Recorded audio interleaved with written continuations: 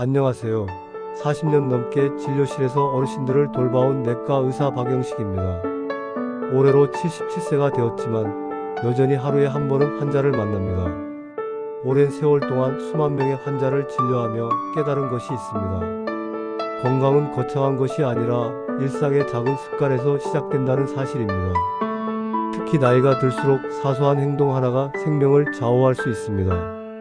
지난달에도 가슴 아픈 일이 있었습니다. 매일 아침 공원에서 뵙던 동네 할머니 세 분이 갑작스레 병원으로 실려 오셨습니다.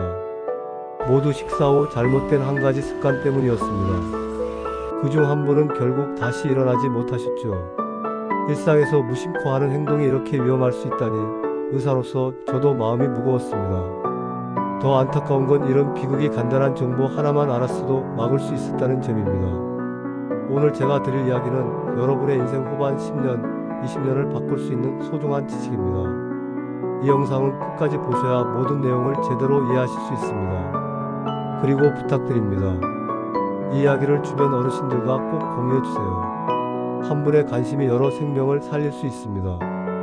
특히 혼자 사시는 분들에게 이 정보는 더더욱 중요합니다. 위급 상황에서 도움을 받기 어려운 경우가 많기 때문이죠. 그날 밤 저는 잠을 이루지 못했습니다. 내가 미리 알려드렸다면 이런 생각이 머리에서 떠나지 않았습니다. 40년간 환자와 함께 싸워온 경험이 진료실에만 머물러서는 안 된다고 느꼈습니다. 그래서 오늘 여러분께 말씀드립니다. 식사 후 30분만 잘 관리하면 병원 침대 대신 공원 산책을 이어가실 수 있습니다. 이 짧은 시간에 여러분의 건강과 생명을 좌우할 수 있다는 사실 이제부터 자세히 알려드리겠습니다. 제 환자 중 78세 이순옥 할머니가 계셨습니다. 평생 건강하게 지내오신 분인데 식사 후 꼭 소파에 누워 TV를 보셨습니다. 밥 먹고 눕는 게 편해서요 라고 늘 웃으며 말씀하시곤 했죠. 많은 어르신들이 그러시듯 이순옥 할머니도 식후에 누워 쉬는 걸 당연하게 여기셨습니다. 젊었을 때는 큰 문제가 없었을지 모릅니다. 하지만 나이가 들면 우리 몸은 미묘하게 변합니다. 특히 소화기와 심혈관계에 변화가 생기죠. 그러던 어느 날 이순옥 할머니가 갑작스런 가슴 통증과 어지럼증으로 응급실에 오셨습니다. 얼굴은 창백하고 식은땀을 흘리고 계셨죠.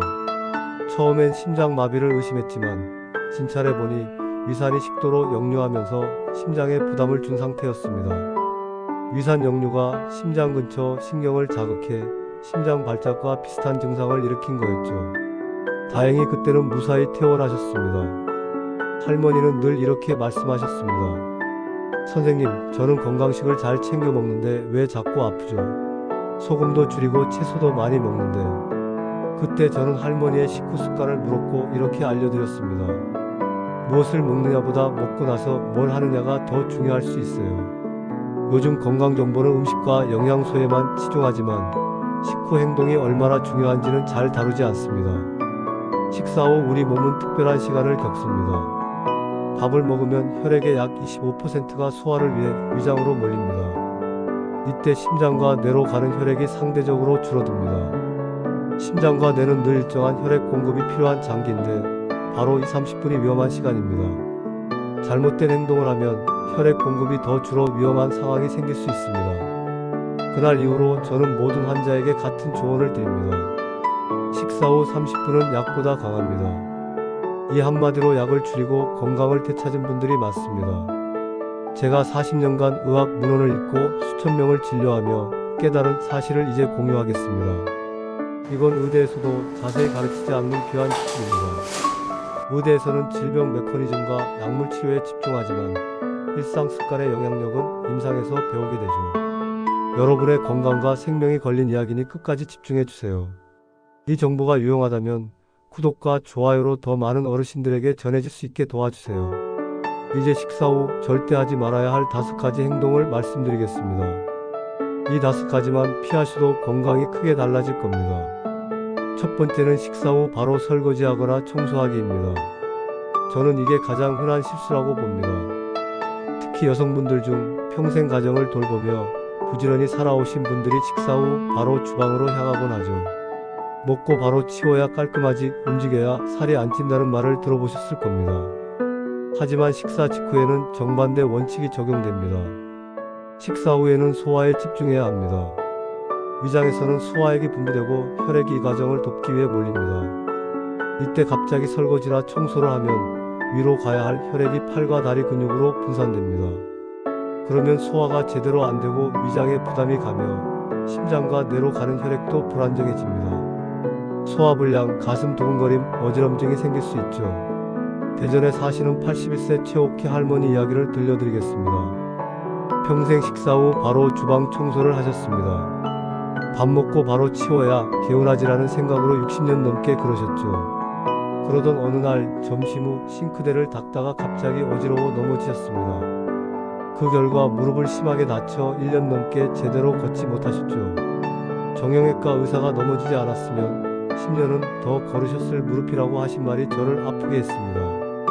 이런 사례는 많습니다. 식사 후 무거운 빨래를 들다 허리 디스크가 악화된 경우, 욕실 청소를 하다 어지러워 넘어진 경우, 모두 식후 30분만 쉬었어도 예방할 수 있었던 일들입니다. 설거지는 30분 후에도 그대로 있습니다. 하지만 다친 무릎이나 허리는 영원히 예전 같지 않을 수 있죠. 식사 후 30분은 그냥 쉬는 시간으로 생각하세요. 움직이지 말고 앉아서 편안히 쉬세요. 두 번째는 식후 눕거나 기대는 것입니다. 밥 먹고 소파에 기대거나 누워 TV를 보시는 분들이 많죠. 저도 그 마음 이해합니다. 맛있는 식사 후 소파에 누워 TV를 보는 건 편안하고 즐겁습니다. 하지만 이 행동이 얼마나 위험한지 알아야 합니다. 특히 나이가 들수록 위험이 커집니다. 우리 몸은 서 있거나 바로 앉아 있을 때 가장 효율적으로 소화를 합니다. 위는 세로로 긴 주머니 모양으로 중력을 이용해 음식물을 아래로 내려보냅니다. 그런데 누운 자세는 위산이 식도로 올라오기 쉬운 조건을 만듭니다. 위와 식도 사이의 밸브가 나이 들수록 약해지는데 누운 자세는 이 약한 밸브에 더 큰 부담을 줍니다. 처음엔 속쓰림 정도로 느껴지지만 시간이 지나면 만성 식도염이나 식도 궤양으로 발전할 수 있습니다. 심하면 식도암 위험도 커질 수 있죠. 연구에 따르면 식도염과 식도암 환자의 약 70%가 식사 후 바로 눕는 습관이 있다고 합니다. 또한 위산이 목구멍까지 올라오면 기침이나 천식 같은 호흡기 문제도 생길 수 있습니다. 경기도에 사시는 79세 김명철 할아버지는 10년 넘게 식사 후 바로 누워 계셨습니다.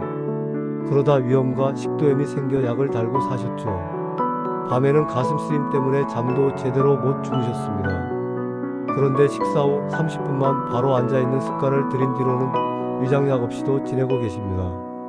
이렇게 간단한 방법인데 왜 진작 아무도 알려주지 않았는지 모르겠어요 라고 하셨죠. 누우면 편할 수 있어도 속은 병듭니다. 잠깐의 불편함이 평생 건강을 지켜준다는 점을 꼭 기억하세요. 식사 후에는 바른 자세로 앉아있는 것이 가장 좋습니다. 허리를 펴고 약간 앞으로 기울인 자세가 이상적입니다. 이 자세가 위장의 소화 활동을 돕고 위산 역류를 방지합니다. 세 번째는 식후 약을 바로 복용하는 것입니다. 약은 밥 먹고 먹어야 한다는 말을 많이 들어보셨죠? 이 말은 절반만 맞습니다. 일부 약은 공복에 먹으면 위장 자극이 심해 식후에 먹는 게 좋습니다. 하지만 식후 바로 먹는 것과 30분 뒤에 먹는 것은 큰 차이가 있습니다. 특히 고혈압약, 심장약, 당뇨약 같은 중요한 약물은 더 주의해야 합니다. 식사 직후에는 소화를 위해 위장으로 혈액이 몰립니다. 이때 약을 먹으면 약물 흡수율이 변할 수 있습니다. 위장에 음식물이 가득 차 있으면 약이 음식물과 섞여 흡수가 고르지 않을 수 있고 혈액순환이 위장에 집중되어 약효가 달라질 수 있습니다. 특히 혈압약이나 당뇨약처럼 혈액순환에 직접 영향을 주는 약물은 더 조심해야 합니다. 식사 직후 약을 먹으면 어지럼증, 구역질, 심지어 실신까지 일어날 수 있습니다. 일산병원 조사에 따르면 70세 이상 노인의 낙상 사고 중 약 15%가 식사 직후 약 복용과 관련이 있다고 합니다. 전주에 사시는 80세 최영남 할아버지의 사례가 기억에 남습니다. 평생 건강하게 지내시던 분이었는데 식사 직후 혈압약을 드셨다가 갑자기 기절하셨습니다. 그 사건이 인생을 완전히 바꿔놓았죠. 대부분의 약은 식사 30분 후나 식전 30분에 먹는 게 좋습니다. 식전인지 식후인지 언제 먹는 게 좋은지는 약의 종류에 따라 다릅니다. 정확한 복용 시간은 담당 의사나 약사에게 꼭 물어보세요. 특히 여러 약을 동시에 먹는 경우 각 약마다 최적의 시간이 다를 수 있습니다.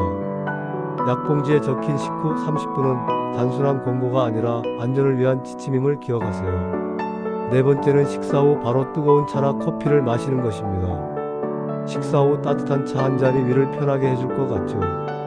하지만 뜨거운 음료는 오히려 윗점막을 자극하고 소화 과정을 방해할 수 있습니다.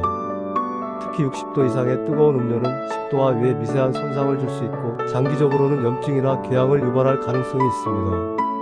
식사 직후에는 위가 이미 음식물 소화로 바빠서 뜨거운 자극까지 받으면 부담이 가중됩니다. 저는 환자들에게 이렇게 말합니다. 차나 커피는 식후 30분 뒤에 드세요. 그때는 미지근하게 했어요. 뜨거운 음료를 좋아하시는 분들이 많지만 식사 직후에는 피하는 게 좋습니다. 광주에 사시는 75세 윤정희 할머니는 식사 후 뜨거운 녹차를 늘 드셨습니다. 따뜻하니까 속이 편해지는 것 같아서요 라고 하셨죠. 그런데 몇 년간 속쓰림과 소화불량이 심해졌고 결국 위험 진단을 받으셨습니다. 뜨거운 차를 식후 30분 뒤로 미룬 뒤로는 증상이 많이 나아졌습니다. 이렇게 쉬운 걸 왜 몰랐을까요? 라고 하시며 웃으셨죠. 뜨거운 음료는 잠깐의 위안을 줄지 몰라도 위에는 부담입니다. 식사 후에는 차가운 물도 피하고 미지근한 물을 천천히 마시는 게 가장 좋습니다.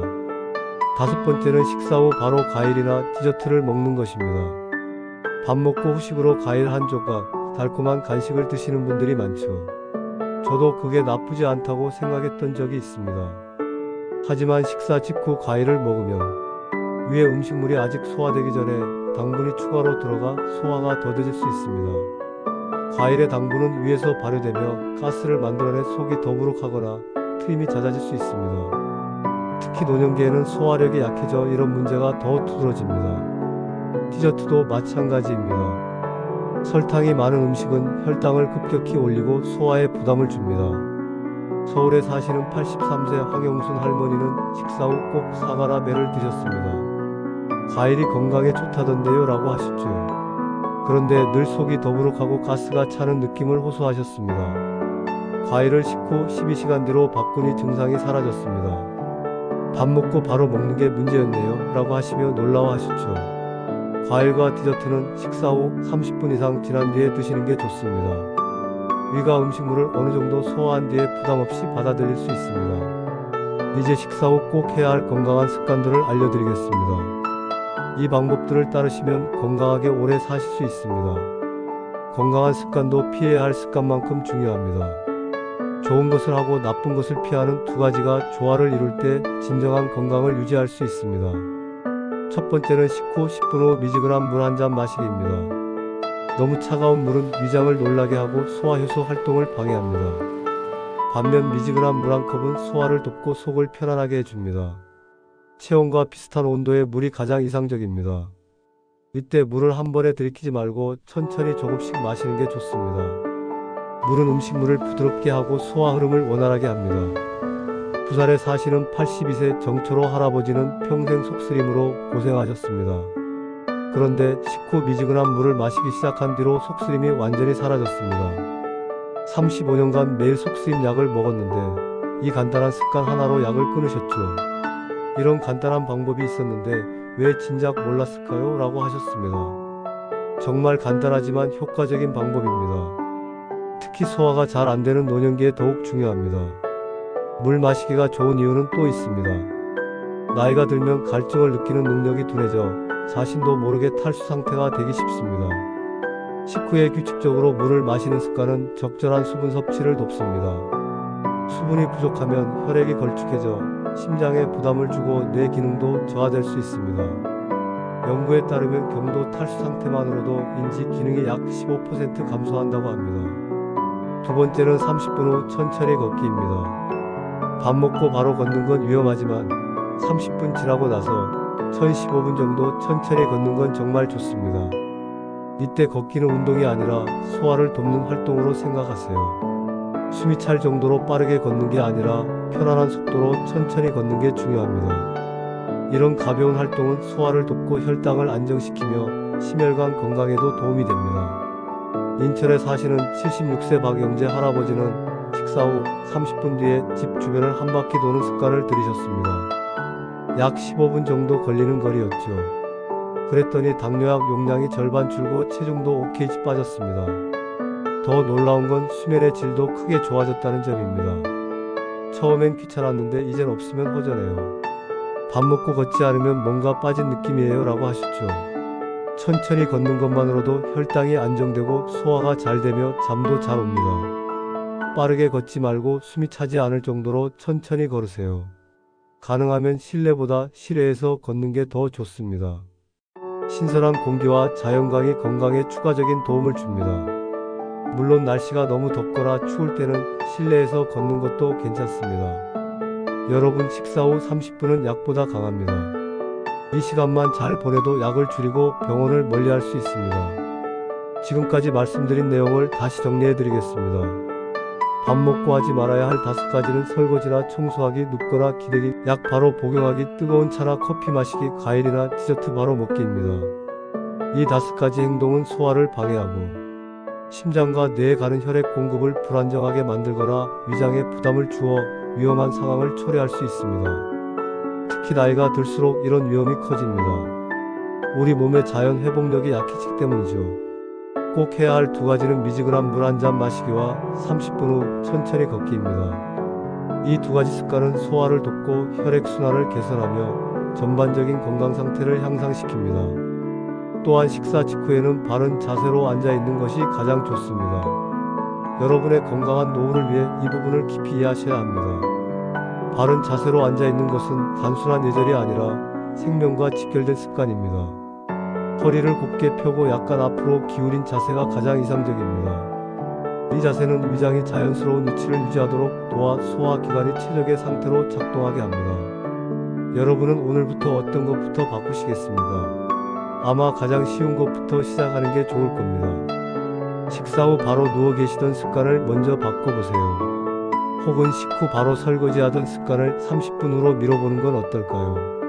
저는 의사로서 이 조언을 가장 먼저 드리고 싶었습니다. 작은 변화가 여러분의 큰 건강을 지켜줄 겁니다. 제가 40년 의사 생활을 통해 깨달은 것은 건강이 거창한 것이 아니라 이런 작은 습관들에서 비롯된다는 점입니다. 특히 연세 있으신 분들은 약에 의존하기보다 이런 생활 습관 개선이 더 효과적일 수 있습니다. 약은 증상을 일시적으로 완화할 뿐 근본적인 문제를 해결하지 못합니다. 부산의 한 대학병원 연구에 따르면 식후 30분 관리를 꾸준히 실천한 65세 이상 노인 그룹은 그렇지 않은 그룹보다 소화기 질환 발생률이 47% 낮았습니다. 이는 단순한 통계가 아니라 실제 사람들의 건강과 생명이 달린 문제입니다. 이 내용이 여러분의 생명을 지키는 데 도움이 된다면 주변의 소중한 분들에게도 꼭 알려주세요. 지금까지 대부분의 건강 정보는 무엇을 먹어야 하는지에 집중되어 있었습니다. 하지만 제가 오늘 알려드린 것처럼 식사 후 어떻게 행동하느냐가 그만큼 중요합니다. 이 2가지가 균형을 이룰 때 진정한 건강을 유지할 수 있습니다. 다음 영상에서는 혼자 사는 어르신을 위한 식사 후 응급상황 대처법을 알려드리겠습니다. 갑작스러운 가슴 통증이나 어지러움이 찾아왔을 때 어떻게 대응해야 하는지, 언제 119에 전화해야 하는지 등 생명을 지키는 중요한 정보를 공유하겠습니다. 그때도 꼭 보러 와주세요. 구독과 좋아요 버튼을 눌러주시면 더 많은 분들에게 이 소중한 정보가 전해질 수 있습니다. 여러분의 건강을 진심으로 응원합니다. 오늘 배운 내용이 여러분의 일상에 작은 변화를 가져오길 바랍니다. 감사합니다.